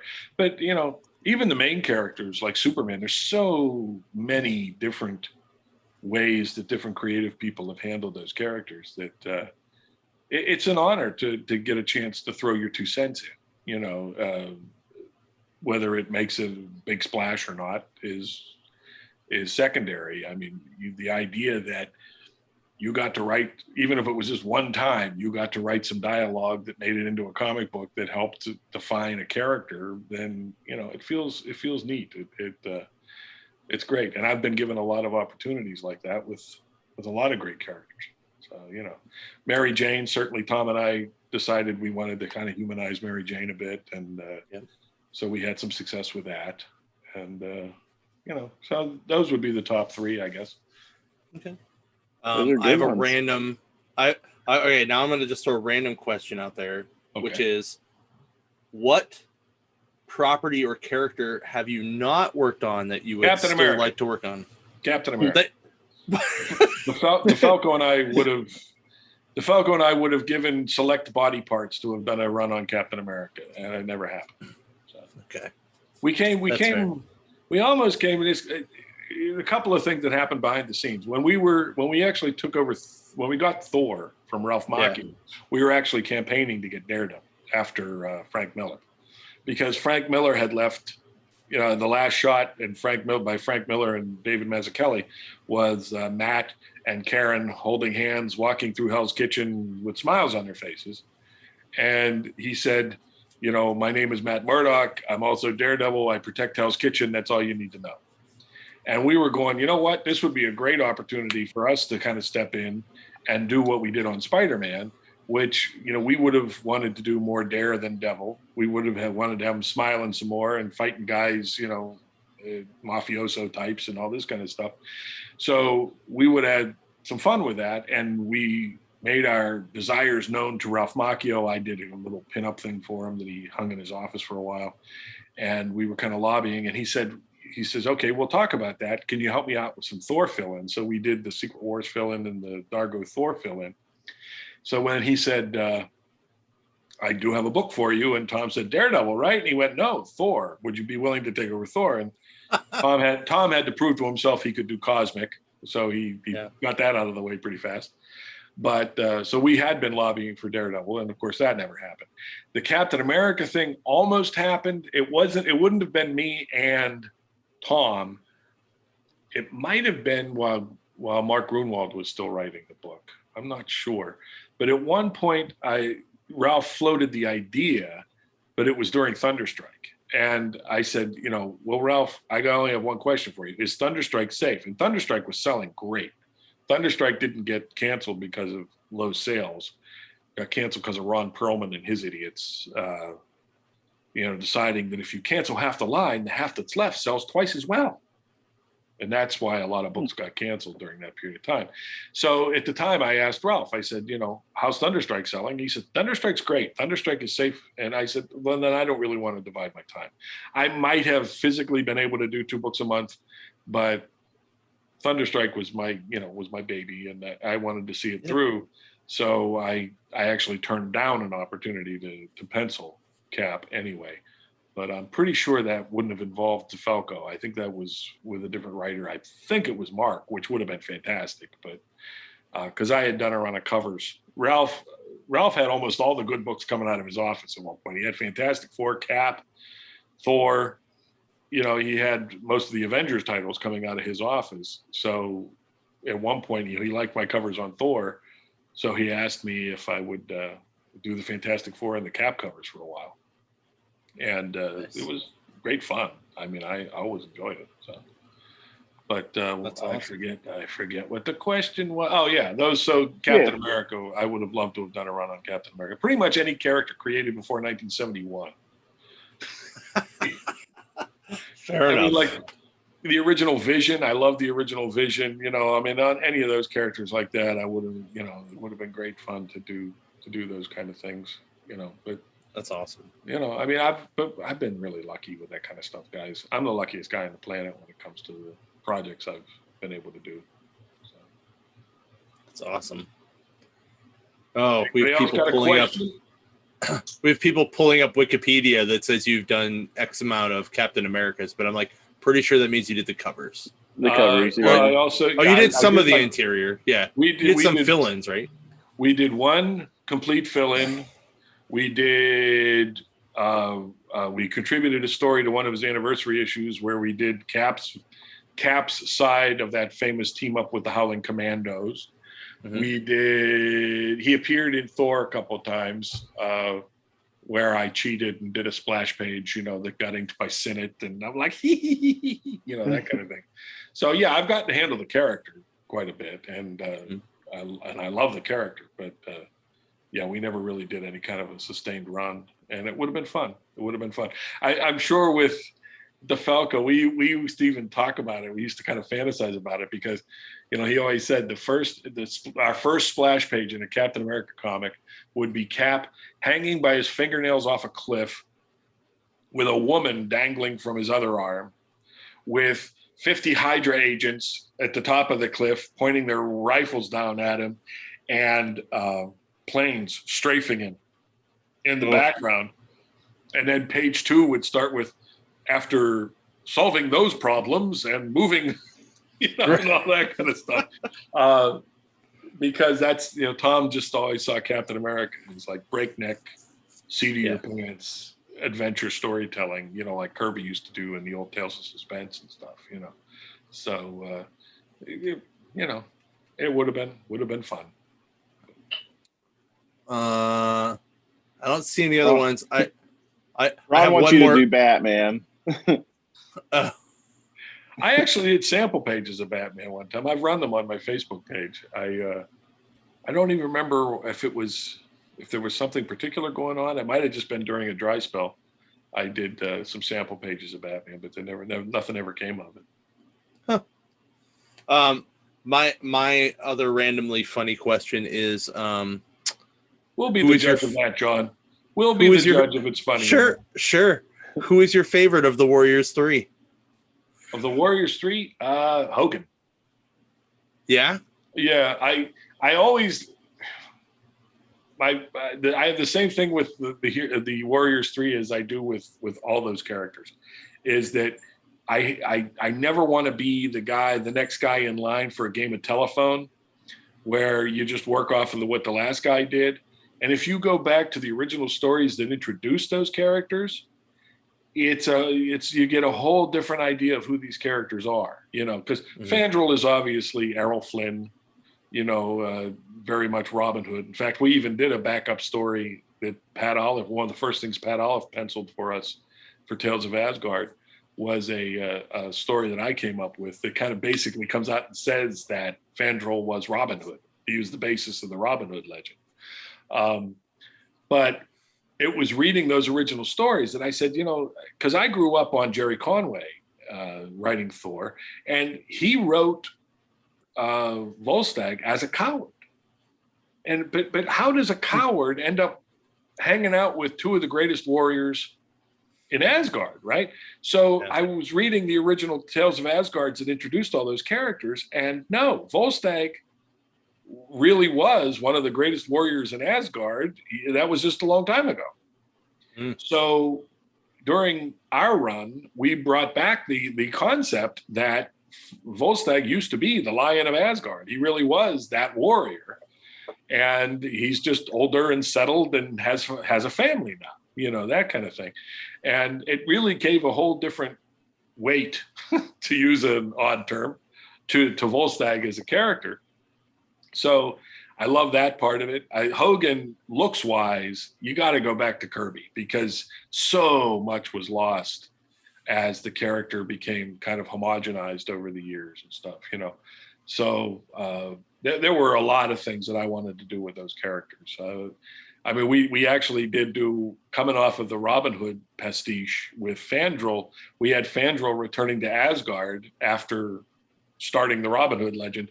He comes back to Asgard, and the first person he meets is Volstagg, who, in kind of a transition phase where he's a little more barrel-chested, a little older, but still the Lion of Asgard.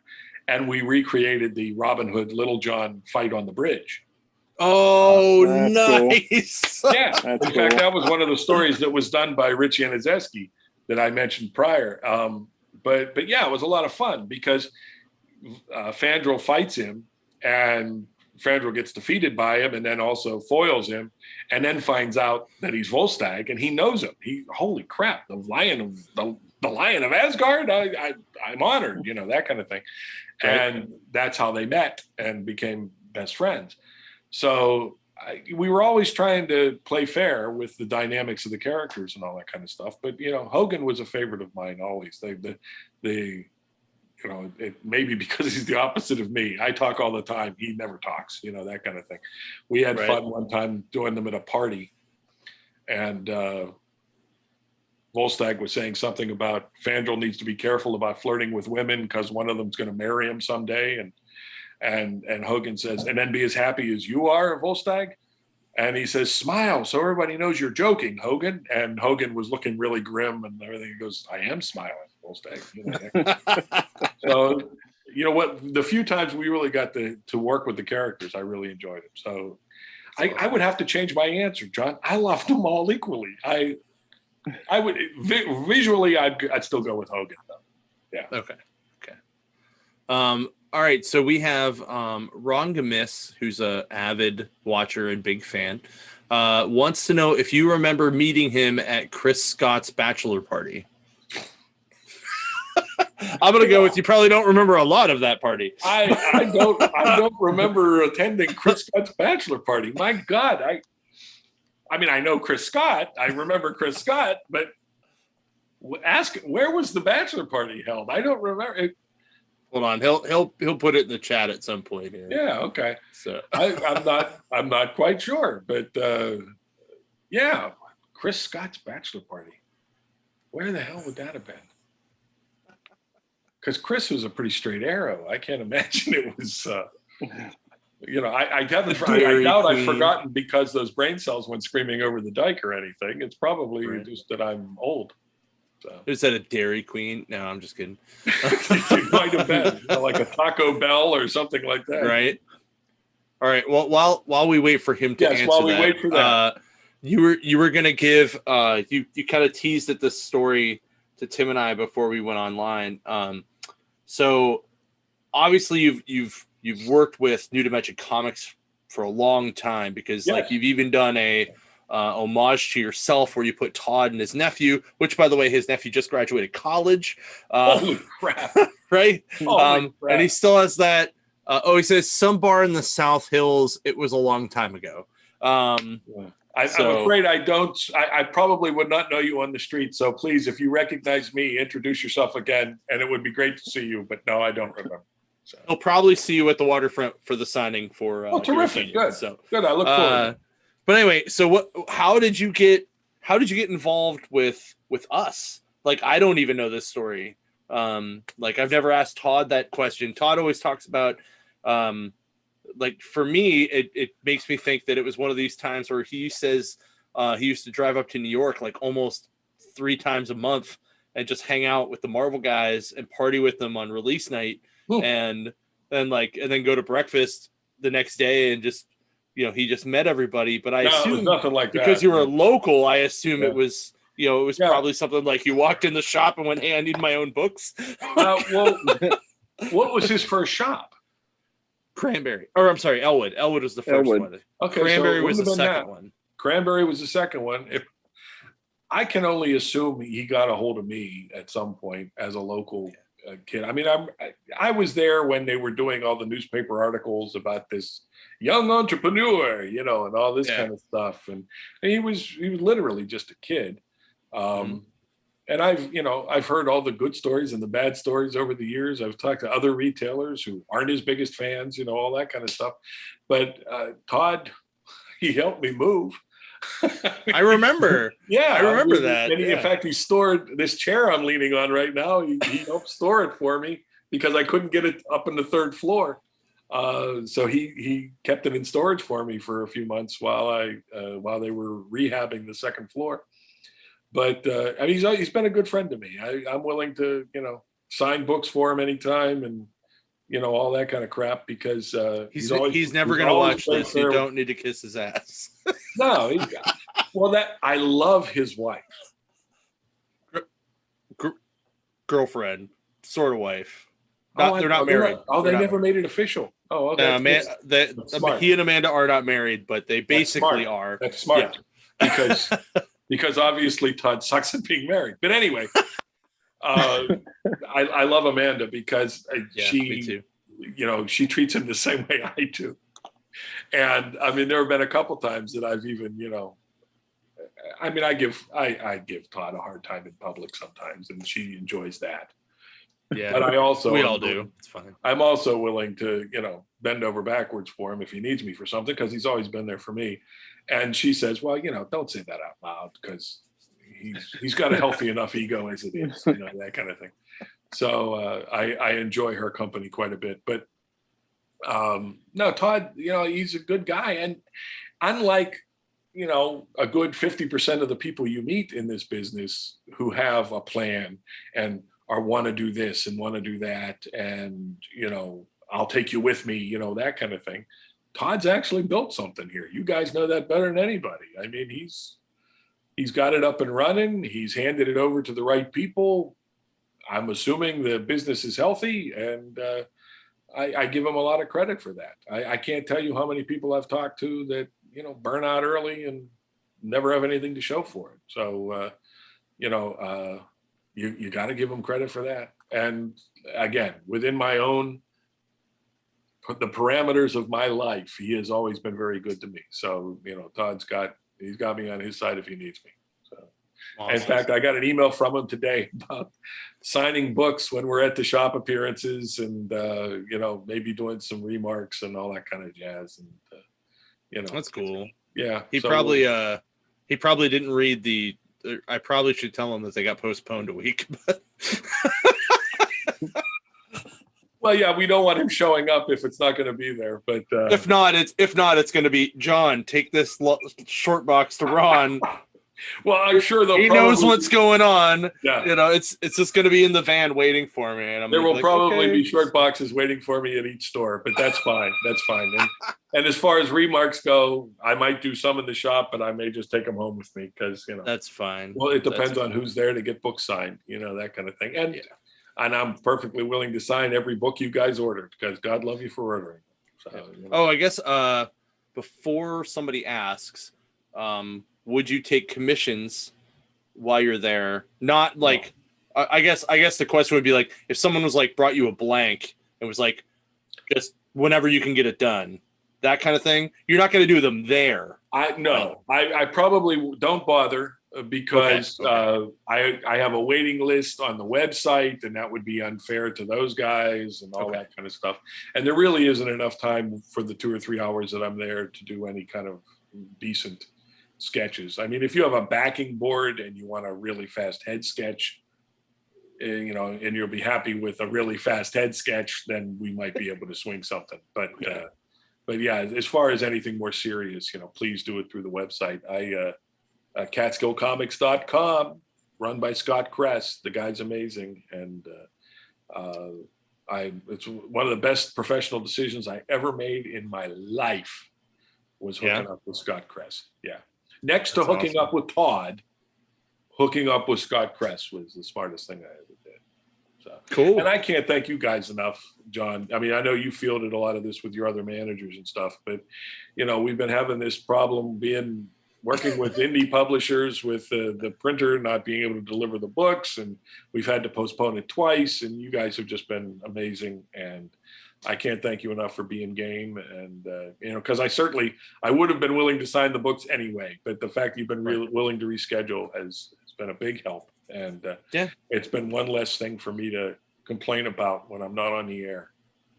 Well, I mean, you're also very, very flexible about being able to move those dates as well. So I'm a freelancer. I'm a freelancer. I got nobody looking over my shoulder, Right. So that's really what made it work was you're also extremely easy to work with, which is awesome. And well, don't spread that. Well, okay. I'm a prima donna and quite prickish at times.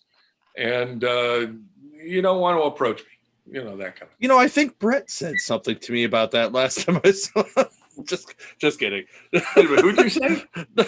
I said Brett Breeding last time I saw him. Brett Breeding. Oh yeah, well that. But I'm pretty sure. Actually, I'm pretty sure he was sleeping on your couch that weekend. So. Actually, he just to drop a name. He was just visiting here last week, 2 weeks ago. Oh yeah. Yeah, he crashed here for a few days. I have a guest room now, so he crashed here for a couple of days, and it was fun. Time, let me know next time. I'll go out to dinner or something. It'll be easy. Well, unfortunately, it was my first time out to dinner in a year and a half. Oh wow! And now with this stupid variant surging again, I don't know if we're going to be doing that again anytime soon. But yeah, we'll figure it out. It's fun, man. I met a lot of great people working in this industry and stuff, and Brett's certainly one of them. And so it does. It forms lasting friendships and bonds and stuff. So it's been a hell of a ride. It really has. I mean, I got to thank anybody that's ever supported me as far as titles and artwork and everything. That it's been a wonderful experience for me. So yeah, man. I mean, and you kind of said it earlier, like you and Tom's personalities really come out in your work because you guys work a lot together, and really like after meeting you in person, after reading all your work previous, I was just like, holy crap, he's like the same dude. Like this, we're gonna be bros. This is easy. I've Like, never. he's such a nice guy. Well, thank you, John. Yeah. I feel the same way about you. But the thing Thank that's you. ridiculous is anybody in this industry that gets all artsy about it is, that I don't understand. I mean, because it's one of those things where if you're doing a convention every weekend, maybe you get people who care who you are. But, I was going to make a joke earlier about, you were asking about us getting our credit on Ant-Man and the Wasp, Well, aside from having to beat the chicks off, because nobody cares about that stuff. It's more interesting to civilians than saying you're an accountant, that kind of thing. They'll go, oh, really? You work in comics, that kind of thing. Did you ever, the next question is almost always, did you ever meet Stan Lee? And yes, I have. So, Right. But and I've actually even gotten to work with him. So that's been really cool too. But, it's My Wow. dog is he's having some issues. So so we're gonna wrap this up, I think. He's just That's laying there. the He's got some kidney issues going on. This is the I need to go outside cries. So, yeah. So that sounds like a great time. Oh my God. I'll be right back. All right. Okay. Oh man, come on, buddy. Downstairs. Here you go. Oh, that's terrific. That poor guy. My wife came right to the rescue. She heard him. I was like, oh God. So but yeah, we should probably wrap it up. It's been almost 2 hours. This has been amazing. Well, it's been fun. That's why. Oh my God. Always. Well, I'm very, very glad that you finally invited me. When I've heard you guys were doing these kind of things, I'm flattered to have finally been asked, and I'm glad you're doing these things. This kind of outreach is really important. So, good for you guys. Good for you. Thanks. We've only been doing the YouTube channel for what, 3-4 months, right? Maybe, probably about 3 months. Yeah, I'd say about 3 months. And we were doing it on 65 subscribers after 3 months. That's not bad. So, yeah. But a lot of people watch it in post. Like, we get a lot of views in post, which is great. So, but no, it does. It reaches a lot, and this is super cool. And you are always welcome to come back and hang out. And it's just fun for us. Like, there could be 0 people here and be like, all right, well, yeah, it's not a bad I get to do this. Yeah. I look at it a way as it's a way to force me to read new comics every week, because normally we review a couple new books, and it just kind of keeps me in the loop of what I need to do. I can see that, Yeah. Well, I'm sure. Sometimes just get away from you. Do people still come into shops and ask for recommendations, or do they only do that on Facebook now? Yeah. We have I'll give you a little bit of both. A guy. We had a guy named Jack who came in, about 2 years ago? Oh, good John? God. Oh, good God. This is an amazing story. Oh, man. This Batman looks good. I like the art. The art has to be good for me to want to read the book. What do you got? What can I read? And it's just pointing him to all these different things. Okay. All right. And now he is subscribed to almost every Marvel and DC book that comes out, gets indie books, gets alternate covers, puts in orders for back issues, and is one of our best customers. So wow. Yeah. Okay. Yeah. Yep. Very I mean, cool. I have a guy, he literally subscribes to 2 of every DC book, every single book, every one. Wow. 3 if it's Batman, and then he does like a smattering of other things. But if every time he comes in though, I'm like, oh man, you should check this book out and this book out and this book out. And if they're miniseries, he'll buy the whole. He'll just walk over to the shelf, buy the whole thing. Like, he's just a great. There are really great customers that do that. Right. And all the stores have like a recommended graphic novels section. Most of the stores also have like a local section. Sometimes Local a heroes. publisher. Yep. So people do come in and ask, or they'll at least ask opinions on like if the book was worth it, or if this other book was worth it, or what they thought of it. And it's it's Ron's a good nice. Ron's a good one too. Ron comes in, or like I do before this show usually like a Facebook live sale where I show off like new books, and that's like an option, like an opportunity for people to get like something that they don't normally get. And you know, Ron will tell me, he'll be like, I got that book, now I got to get the whole run because it was awesome, you know. Yeah. So well, just to sell myself real quick, I got variant covers coming out on Spider-Man 74 and 75. We know, we ordered them. Yeah. That's the 74 was inked by Sal Buscema and 75 was inked by Brett Breeding. So, is that the start of the new creative team, 74, or I is don't 75? know. I know that 74, it seems to be part of the wrap up of the Kindred stuff. Okay, and, so yes, and 75 is what you've been seeing with like the Art Adams wrapper on cover and all that kind of jazz. Yeah. I don't know how many variants they're doing, but I'm going to be one of them somewhere in there. That's awesome. Well, the conversation I had with John Neal at Cranberry was, he said, "Hey, Ron's doing a variant. How many should I order?" And I said, as many as you would the regular cover, because that's what's going to sell here. And he just went, "You're right." That's nice to know. That's nice to know. Yeah, cool. Yeah, so cool. We'll pull you one. It'll be fine. Which store are you at the most, John? I bounce around to all of them. I mostly spend, if I had to guess, it'd probably be mostly between Waterfront, Mills, and Cranberry. Okay. Like I'm going to be in Cranberry tomorrow, probably from 2 to close because I have to run their gaming event at night. Yeah. But Wednesdays I'm in Ohio every week because I just have to take stuff over there. I'll be in Waterfront Saturday. I was at the Mills helping out while some managers did their vacations. So I bounce around a lot. I don't get to Elwood or Butler a lot, but I get to everybody else pretty regularly. Yeah, because next week would have been our shop appearance on the 11th. Yeah. Darren Henry's talking about being in town.